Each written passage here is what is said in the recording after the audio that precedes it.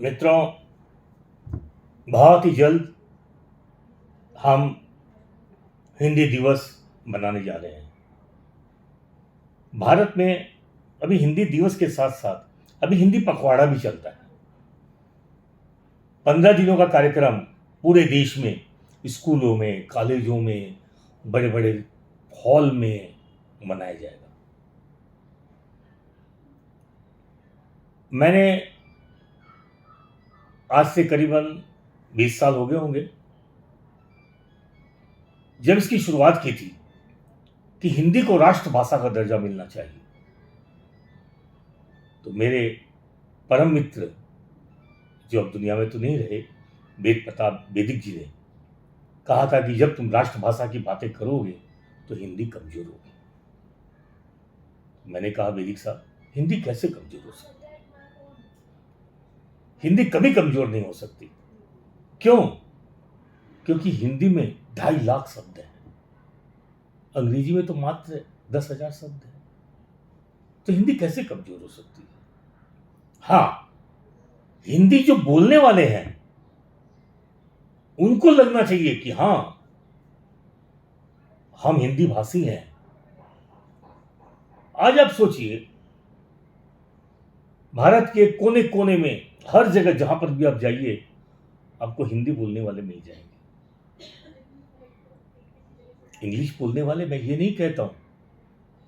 हिंदी कभी भी किसी का विरोध नहीं करती। हिंदी अपने आप में ये बोलती है, ये बताती है कि मैं हिंदी हूं। और हिंदी पढ़ोगे तो प्यार बांटोगे, लोगों का दिल जीतोगे। आज मैं आप लोगों के समक्ष एक बात लाना चाहता हूं। हमारे पंत प्रधान नरेंद्र मोदी जी, आप जानते हैं क्यों इतने पॉपुलर हुए? यदि वो केवल गुजरात जानते, क्योंकि गुजरात से आते हैं वो, यदि केवल उनको गुजराती आती तो हम भारतीय क्या उनको समझ पाते? आज जो बड़े बड़े मंच पर जब मोदी जी बोलते हैं तो लोग उनको सुनते हैं, ध्यान से सुनते हैं, क्योंकि जो उनकी हिंदी है दिलों में उतर जाती है। आपको बता दूं, हर बड़े बड़े नेता हिंदी सीखने का प्रयास किए। मेरे महाराष्ट्र में बाला साहब ठाकरे, शरद चंद्र जी पवार, ये सब मराठी समुदाय से आते हैं, लेकिन इन्होंने हिंदी सीखी और बड़े बड़े मंचों पर हिंदी में संवाद कर, हिंदी में भाषण देकर लोगों का दिल जीता। हिंदी बोलिए, हिंदी सुनिए, हिंदी समझिए और हिंदी में संवाद करिए। मैं विश्वास दिलाता हूं, एक दिन विश्व की भाषा बनेगी, हिंदी बनेगी। समय जरूर लगेगा। हिंदी जहां थी, आज कहां पर है? जब भारत का संविधान लिखा गया था, तब ये कहा गया था, ये लिखा गया था कि 15 सालों के बाद, यानी कि सन 62-63 में हिंदी को राष्ट्रभाषा घोषित कर दी जाएगी। लेकिन कहते हैं ना, विरोध हुआ, कोई बात नहीं। लेकिन आज जहां पर हिंदी है, अपने खिताब से, अपने स्वभाव से, अपनी बातों से, अपनी लिपि से आज वो मुकाम पाया है हिंदी ने, वो रुकेगी नहीं।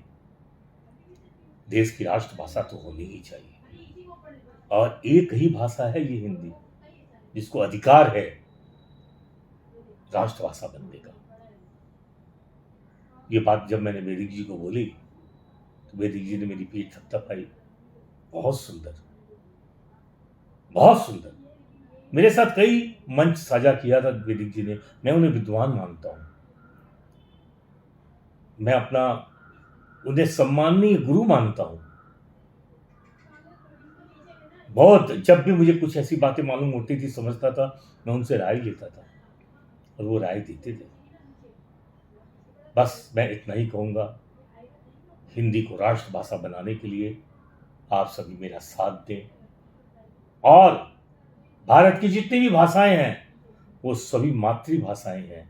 इसलिए मेरा एक नारा है जो मैंने बहुत वर्षों पहले दिया, पहले मातृभाषा फिर राष्ट्रभाषा हिंदी, लगा दीजिए उस पर बिंदी, तभी तो दुनिया के अंदर अपनी हिंदी सम्मान पाएगी।